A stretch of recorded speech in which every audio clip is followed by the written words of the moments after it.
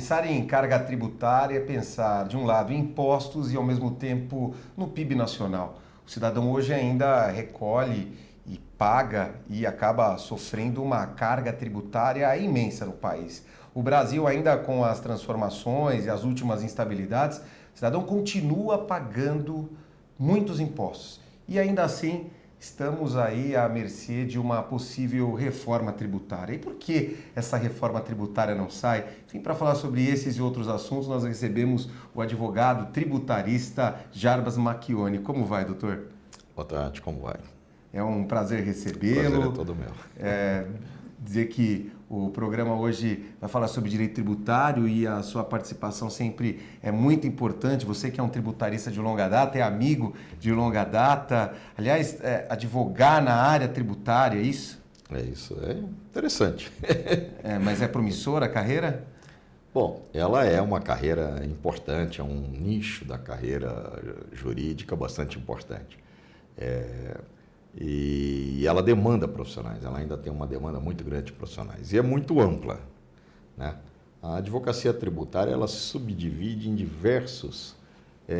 muitos nichos, né? Por exemplo, eu posso ser um advogado tributarista de contencioso, vou discutir teses tributárias jurídicas, que é geralmente por onde as pessoas iniciam a advocacia tributária. Mas posso fazer planejamento tributário, posso ser um especialista em imposto de renda de pessoa jurídica, posso ser um advogado especialista em SS. Então, ela é muito grande. Há uma demanda. Consultoria também acaba sendo importante. Por exemplo, imposto de renda, consultoria. Eu vou fazer planejamento tributário, é pura consultoria, né? Então, nós temos um mundo, eu diria assim que é um mundo. É uma das áreas em que você entra dentro do direito e ela abre muitos leques. No momento onde a carga tributária ela é altíssima, vale a pena ser tributarista? Vale a pena, sem dúvida nenhuma, porque a necessidade de cortar custos das empresas, das pessoas físicas também, demanda uma maior atenção no que a gente chama de economia tributária. E dentro dessa economia tributária tem um limite muito complicado, que é qual a legitimidade do ato que você está fazendo, ou seja, até que ponto o que eu estou fazendo é um planejamento tributário e até que ponto eu estou fazendo é um crime, eu estou fazendo uma evasão, estou fazendo uma fraude. Então, é uma situação bastante complexa. Hoje nós vemos especialmente um momento de insegurança jurídica muito grande. Então, isso demanda profissionais cuidadosos, experientes, estudiosos, que acompanham de perto as decisões. Nós temos uma jurisprudência administrativa e judiciária, por assim dizer, que é muito mutante. Ela muda toda hora, né? Mas a advocacia, isso aumenta. A advocacia também é dinâmica, também vai na mesma mesma dinâmica. tona? O problema é a jurisprudência ser mutante. Então, hoje você decide assim e amanhã muda. Uma vez uma cliente esteve no escritório, isso há muito tempo, pedindo um parecer, eu preparei o parecer, entreguei. Quando ela voltou, ela me disse assim, bom, está valendo até quando? Eu brinquei, até amanhã de manhã. Ela falou, ué, por quê? Porque amanhã de manhã saiu o Diário Oficial, quem sabe mudou tudo, né?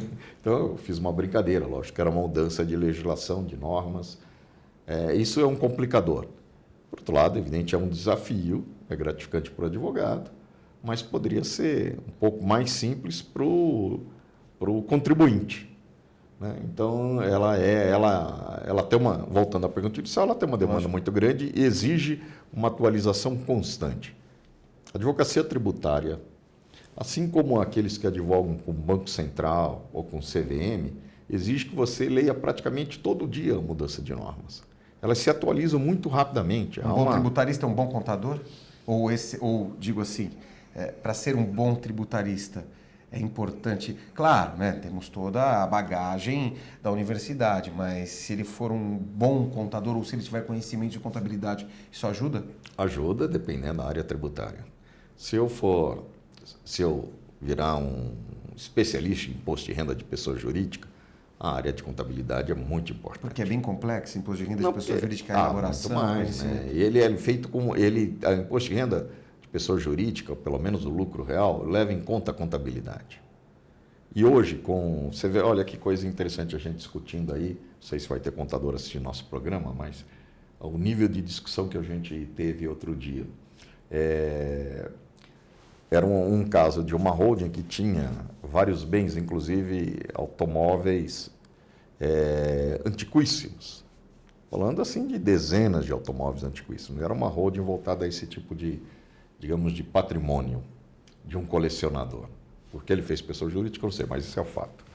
Então aí começa uma discussão e lá havia alguns carros antiquíssimos, não vou dizer, tipo Rolls Royce, conversível, essas coisas. E aí a discussão do contador que ele levantou, eu vou depreciar isso aqui, né? Ou seja, eu vou pegar a vida útil de uma máquina e vou, à medida que o tempo vai passando, eu vou amortizando ela no balanço, porque ela vai tender para zero.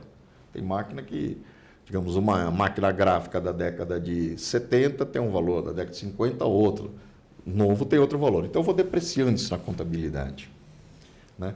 Aí ele disse, se eu depreciar esses carros aqui, tem carro da década de 40, 30, então, né, ele já teve o tempo de vida útil, que era eu como contador, um outro auditor, não sei o que, aí começou um debate, mas peraí, um Rolls Royce conversível vale hoje 250 mil ou mais, é uma raridade, eu não posso depreciar, né? Será que eu não tenho que atualizar por um outro fenômeno que chama impairment, né?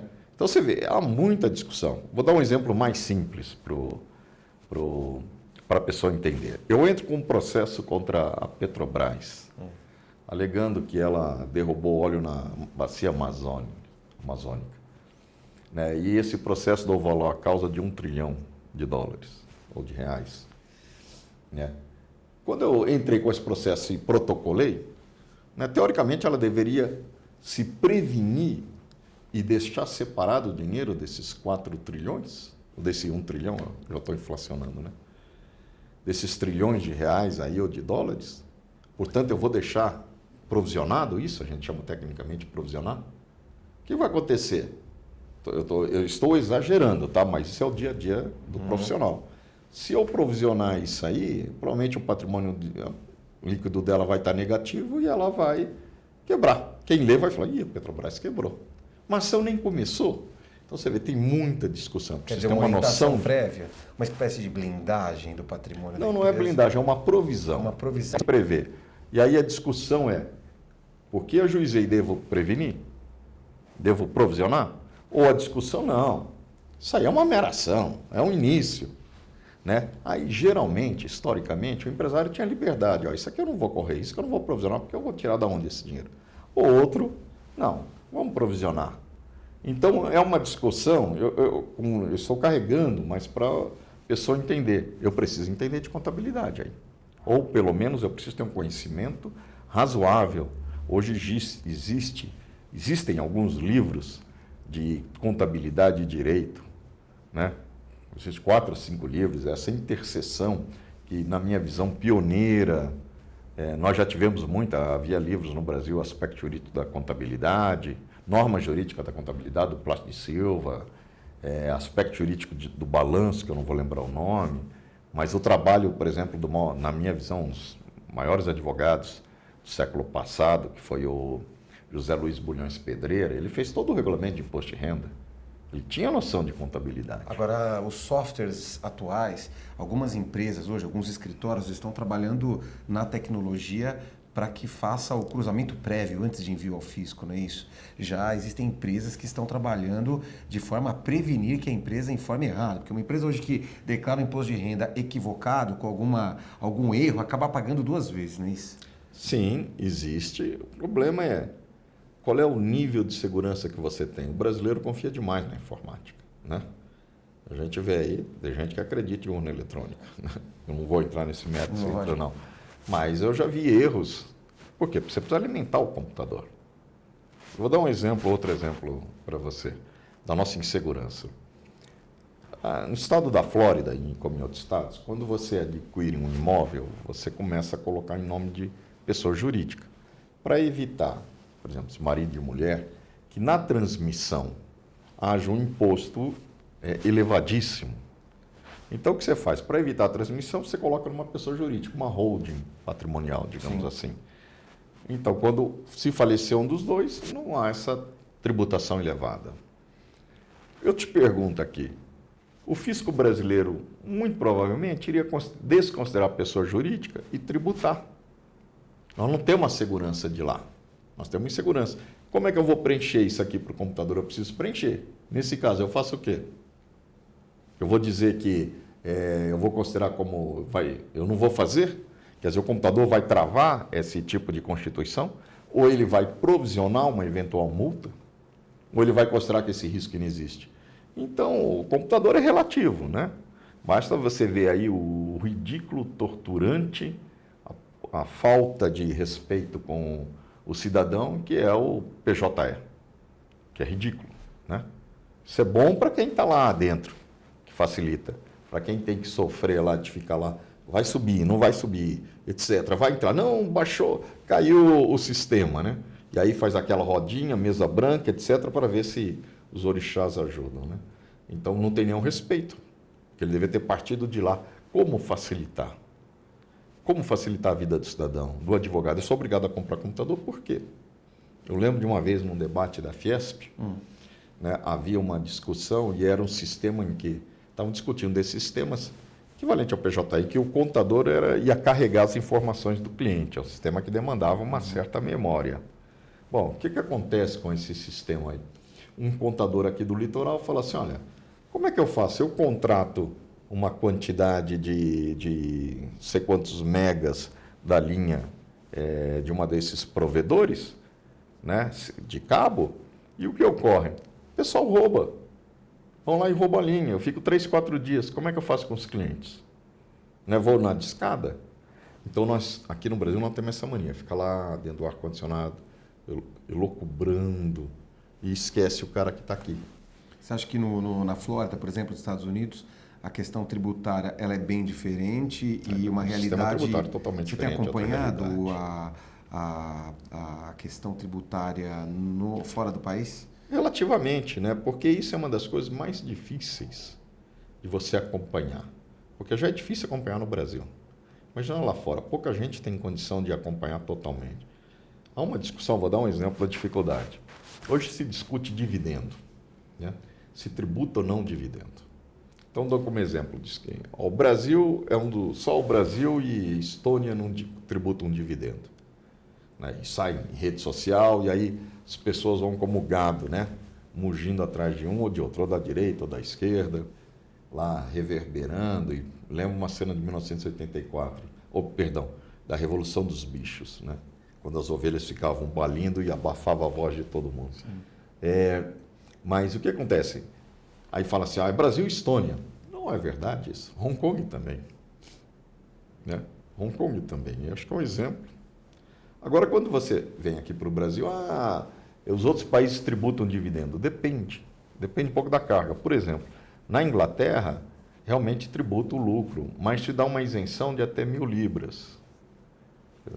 1.000 libras são 6, 7 mil reais. Agora, essa compensação, porque às vezes o cidadão pensa que estar fora, quer dizer, ele vai ter aí uma carga tributária diferenciada, mas a aquisição também de bens e a proposta, a prospecção de aquisição da propriedade privada, tudo isso impacta de uma forma diferente, não é isso? O primeiro impacto. São medidas governamentais, né, diferentes e para cada realidade, mas também existem as suas dificuldades. O americano acho que também tem a sua dificuldade. Sim, todo mundo tem sua dificuldade, mas assim, do pouco, eu já viajei muito a trabalho, né? Tive um pouco contato com empresas na maior parte do mundo. O que eu vejo? Assim, se eu perguntar, nos Estados Unidos é muito mais fácil que na Europa. Na Europa você tem uma rede social, então você não cai, é difícil você cair abaixo daquele patamar. Nos Estados Unidos você não tem essa rede social, mas é mais fácil. Mais fácil ganhar dinheiro, mais previsível. Mais financiado. Mais financiado, não há mudança. Hoje o dólar, em comparação com o euro, não está digamos, vou dar um número, 1,50. Amanhã não vai estar 3. E aí acabou com o teu planejamento. Aqui não, se tiver que estar, vai. Se tiver que mudar, o governo deixa mudar. Ou porque ele não consegue não mudar, não alterar esse padrão, ou porque é imperioso, ou porque é necessário, e aí a necessidade do suposto ou real interesse público fala mais alto. Então, aqui é muito difícil. Mas cada quadro é um quadro. Se você pegar a tributação nos Estados Unidos, ela vai ser diferente do Brasil, né? Mas o maior problema que existe para o brasileiro que compara, né, com a carga tributária, por exemplo, da Suíça, que é maior que a nossa, realmente é maior. Só que é diferente. Por que ela é diferente? Porque ela te dá retorno. Sim. Se eu saímos aqui do programa e eu for pegar um ônibus às 18 horas, eu vou pegar o primeiro se eu estiver na maioria dos países europeus. Se eu não pegar o primeiro, eu vou pegar o segundo para ir para casa. Aqui eu vou pegar o ônibus, vai passar 3, 4 e não vou conseguir. Se tiver um filho pequeno e ele ficar doente e eu ir desesperadamente para o hospital, muitas vezes, muitas pessoas vão atrás de 3, 4 hospitais até conseguir internar. Nesses países que a gente está citando, chamado primeiro mundo, dificilmente você vai além do primeiro. Nesse país não passa na cabeça de ninguém ter plano de saúde, ter escola privada, não passa na cabeça. Por que você vai ter? Sim. E aqui é imperioso. É imperioso até na periferia. Não é essa. Então é uma situação de carga tributária extremamente ilegítima. Nós começamos falando sobre violentamente ilegítima. Falamos sobre profissão, falamos um pouco de carga tributária.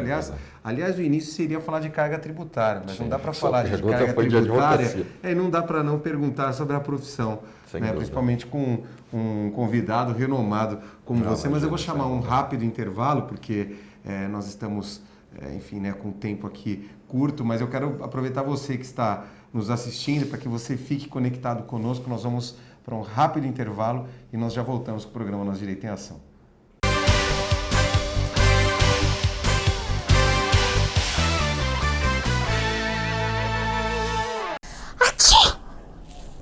Este espirro é o transporte de vários vírus do meu organismo para outras pessoas. É assim que acontece a transmissão da gripe e do coronavírus, por exemplo. Então, educação na hora de espirrar ou tossir. E tem forma certa para tossir? No Minuto Saúde a gente desvenda isso aí. Não é só questão de educação, é higiene de prevenção. Ao tossir ou espirrar, o correto é cobrir a boca com a parte interna do braço. Atchim! Dessa forma, a gente deixa as gotículas carregadas de vírus longe das mãos. Quando a gente espirra ou tosse assim, atchim!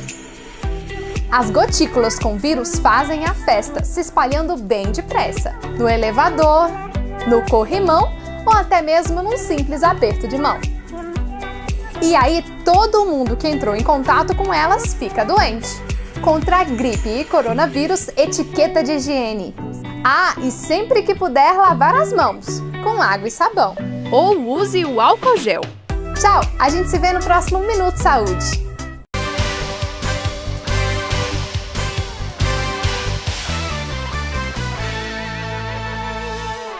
Voltamos ao programa Nosso Direito em Ação. Você continua conectado aqui conosco e hoje falando sobre carga tributária. Primeiro bloco falamos sobre a profissão do advogado tributarista, ou advogado tributarista, hoje a profissão que, de qualquer forma, a área tributária assusta de dois lados, né? Principalmente aquele que inicia a profissão, Jarbas, e quer ser um tributarista, e aquele que pensa no direito tributário e já pensa na alta carga tributária.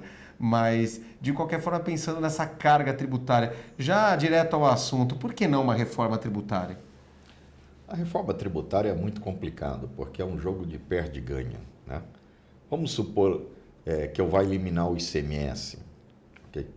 Eu aqui no estado, escolhe o estado de Goiás, vou confiar no governo federal, que é o ICMS eu controlo, o dinheiro vem para mim, né? Será que eu vou confiar que o governo federal vai me passar?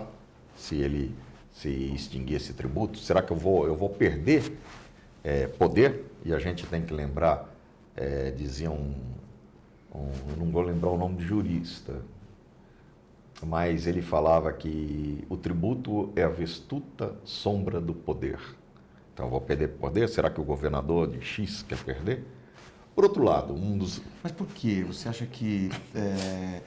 que, por exemplo, a alteração na carga tributária traz uma mudança na economia e aí você fala de perder? Perder por quê? Por exemplo, eu vou dar um exemplo. Se eu extinguir o ICMS, ok? Vou transformá-lo num tributo único. Com quem vai ficar esse tributo? Com os estados ou com a União? Entendi. Mas eu vou cobrar isso aqui na ponta de quem consome ou na ponta de quem produz? Mas sobre o ponto de Só vista da economia, esse alto e baixo, por exemplo, problema retirou o ICMS aqui, pende do outro lado, acaba prejudicando o outro lado? Você acha que o país tem como se reerguer nessa situação? O problema é que você tem atores aí que não querem abrir mão de poder. Ele não está pensando no que vai, olha, quando eu falo assim, o ICMS, eu vou racionalizar, cobro na ponta produtora ou na ponta consumidora? Se for na ponta consumidora, melhor para São Paulo, que são 40 milhões de consumidores. Se for na ponta produtora, será que isso é bom para o Piauí? Será que isso é bom para o Mato Grosso? Não. Então, eles não vão querer. Então, o problema é quem perde. Porque se eu fizer uma reforma em carga tributária, a tendência, o reclamo da cidade é diminuí-la. Quem vai abrir mão? Se eu fizer uma para racionalizar, será que eu vou confiar em quem vai ser o gestor disso? Olha só, em uma entrevista no jornal Estado de São Paulo, foi colocado que o cidadão, ele precisou trabalhar 128 dias para quitar seus compromissos com o pagamento de tributos. E mesmo com a economia brasileira andando de lado, enfim, a carga tributária atingiu um pico de 35% do produto interno bruto em 2018, equivalente a 2,39 trilhões.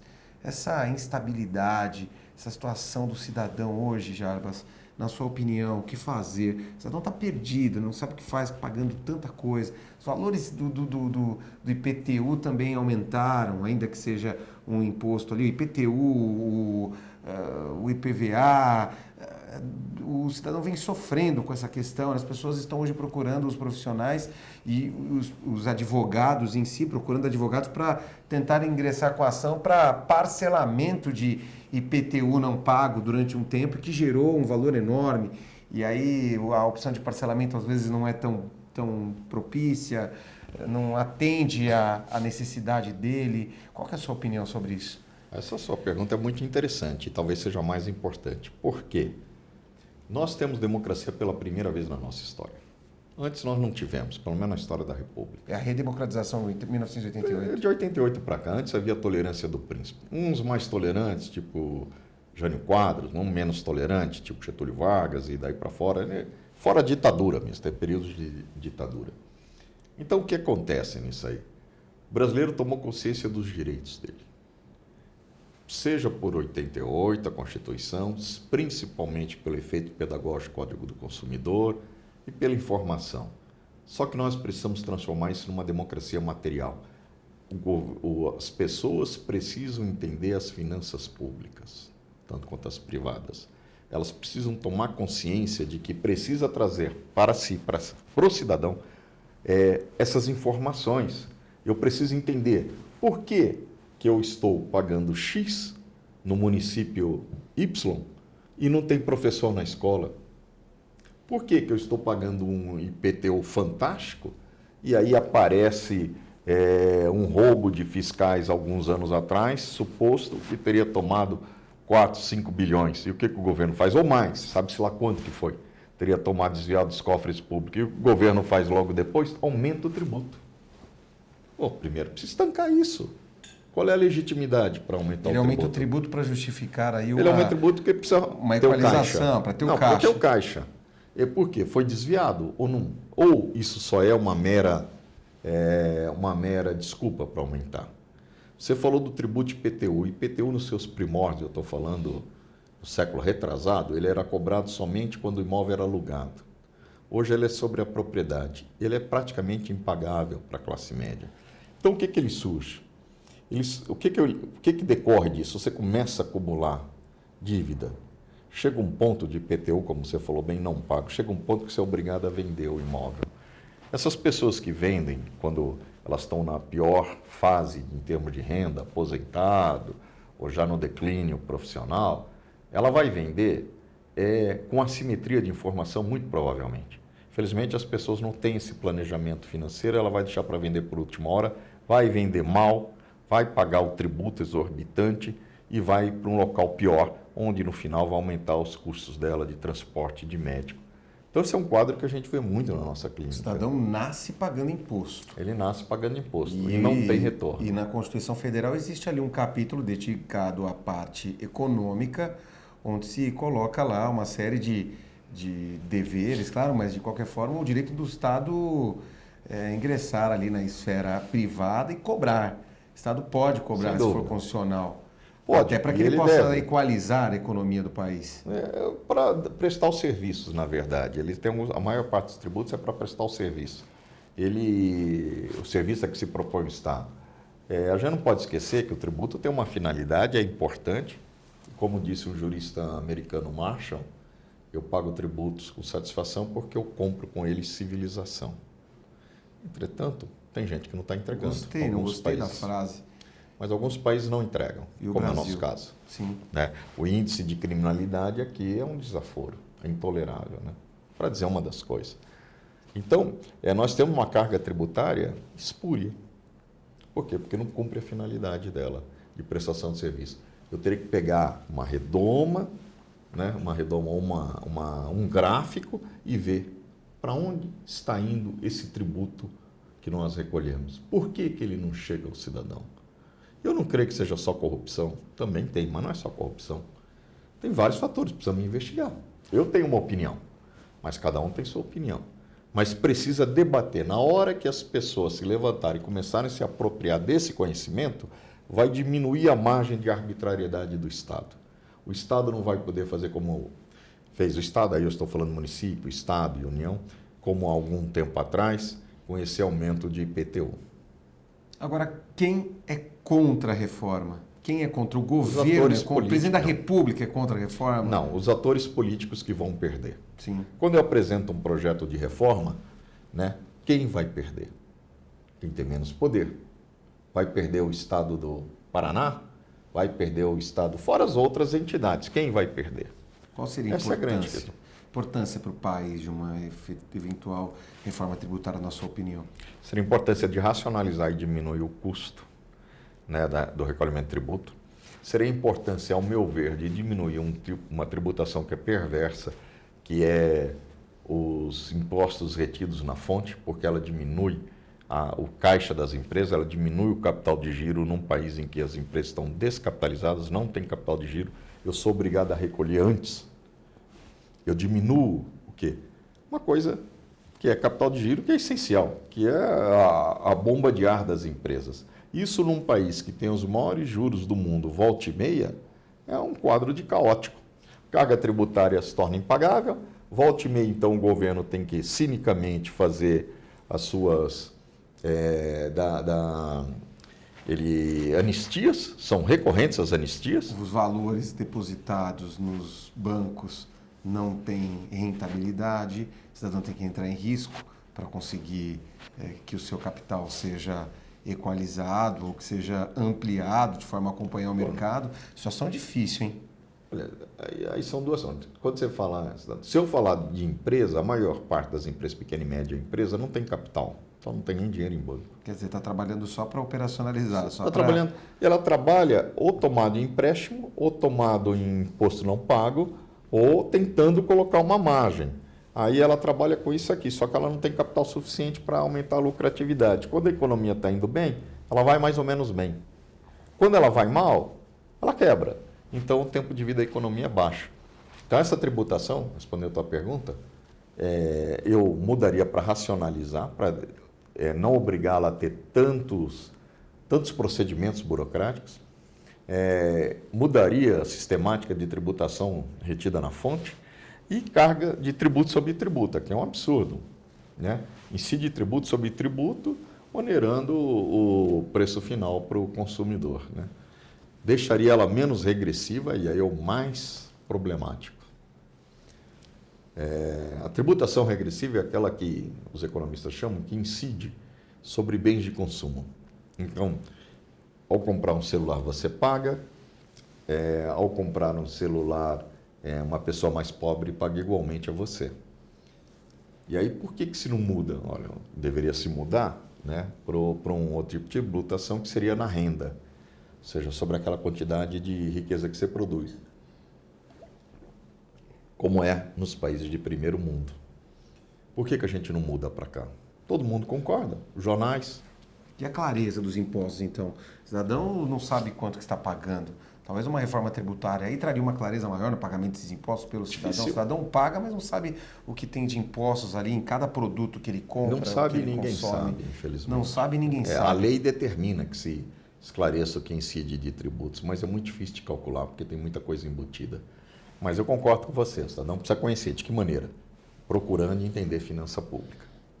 Agora, você acha que estamos aí numa eventual situação de retrocesso do país?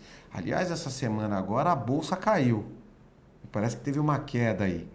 E essas quedas, essas instabilidades são crescentes. Mas agora as situações envolvendo outros países, políticas internacionais, e agora até o tal do coronavírus aí chegando e as pessoas dizendo que essa onda é responsável pela baixa na Bolsa de Valores, os efeitos catastróficos aí na economia do país. Mas e essa relação em si? Só o que nós estamos vivendo aqui, só há duas fontes para explicar. A primeira foi um cara chamado Charles Macaulay, que escreveu um livro chamado História, mais ou menos isso, Ilusões Extraordinárias e Loucura das Massas. Escreveu no século XIX, 1800 qualquer coisa. E ele conta a velha história da tulipa, entre outras. As pessoas ficam simplesmente loucas e perdem o controle. A tulipa, a história da tulipa é bem conhecida de economistas. Começou uma supervalorização, tulipa, flor. Sim. E todo mundo comprava tulipa, porque ali ia valorizar, você ia vender mais, etc. E começou todo um processo especulativo até chegar ao ponto de uma tulipa valer uma casa em Amsterdã. Uma tulipa valer uma casa. Até que alguém um dia falou, mas é só uma flor. Quer dizer, houve outros fatos.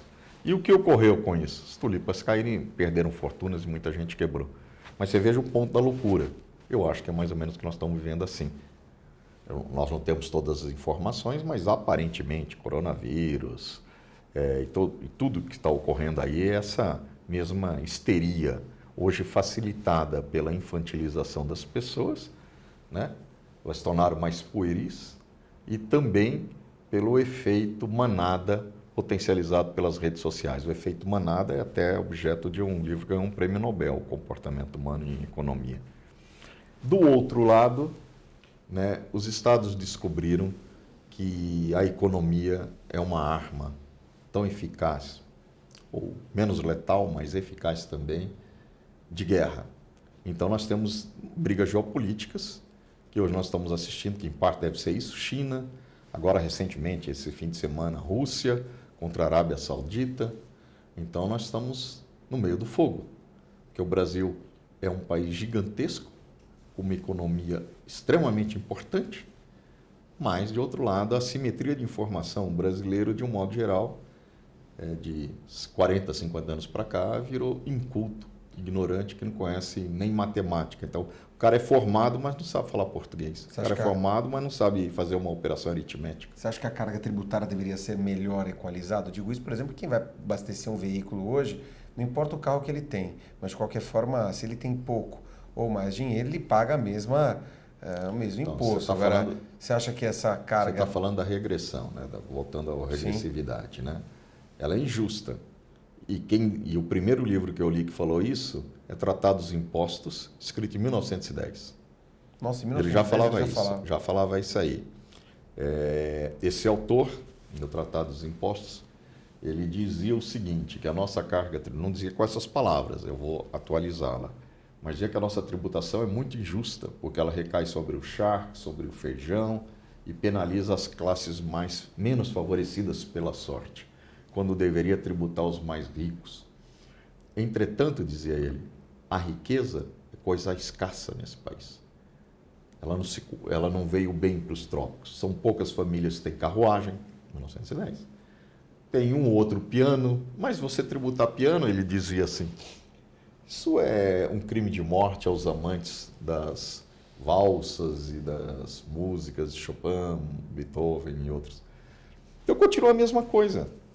Não há riqueza suficiente. Na hora de você tributar essa riqueza, você pensa assim, vou tributar os grandes acionistas do Banco Itaú, do Bradesco, Mas se tributar eles, não tem massa suficiente. O Brasil só gira se tributar a classe média. E a classe média no Brasil, como disse o Estadão em editorial há uma década ou mais, até os ricos são pobres.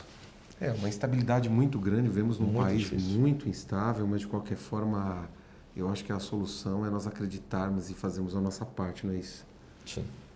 Agora, de qualquer forma, esperamos que dias melhores tragam aí uma carga tributária menor. Agora, deixa um recado para esses advogados tributaristas ou eu vou deixar um recado para o contribuinte em si e para o advogado também. Para o contribuinte, o que eu deixo? Procure conhecer finanças, primeiro privadas. A qualidade de vida do brasileiro melhoraria muito se ele tivesse uma coisa chamada economia doméstica ou finanças privadas. Entendeu? Melhoraria muito, ele começaria a compreender melhor as circunstâncias da economia, não dependeria tanto de fatores aleatórios. Isso é urgente. Precisava estar no segundo ano primário, pode dizer, pelo menos na segunda parte do primeiro grau. Infelizmente não se ensina nem matemática, quanto mais isso aí, mas isso é urgente. Segundo, para o advogado tributarista, eu acho que você, para começar a ler jurisprudência administrativa e judiciária... Você recomenda algum local para isso? Site do CARF, vários sites de tributação, hoje tem... para quem gosta de acompanhar, sugiro o site da Fernanda Nogueira. Pode que acessar ótimo. O site do programa Nosso Direito em Ação também? Isso é essencial, né? Se você quiser entender o direito hoje, sem o programa Nosso Direito em Ação, você não vai ficar atualizado. Isso eu estou falando que a realidade é essa aí. Nós temos que garimpar informação. E no site está informação de melhor qualidade pela profundidade. E o compartilhamento de informações é essencial nesse mundo globalizado. Sem dúvida. E é nesse sentido que eu gostaria de agradecer a sua presença. Imagina, é um prazer. Dizer que foi muito bom falar sobre direito tributário. Eu sei do seu profundo conhecimento em direito tributário. Né? E você conhece tanto direito tributário, lê tanto sobre o assunto, né? Que nós frequentemente temos que até, eu não digo descer o nível da entrevista, né? Mas buscar torná-la o mais acessível possível, tamanho o seu conhecimento. De qualquer forma, agradeço a sua presença. Eu que agradeço, estou à disposição. E o programa Nosso Direito em Ação vai ficando por aqui. Quero agradecer a sua audiência, a sua participação e nós voltamos em breve com mais um tema de importância profissional do direito ao cidadão.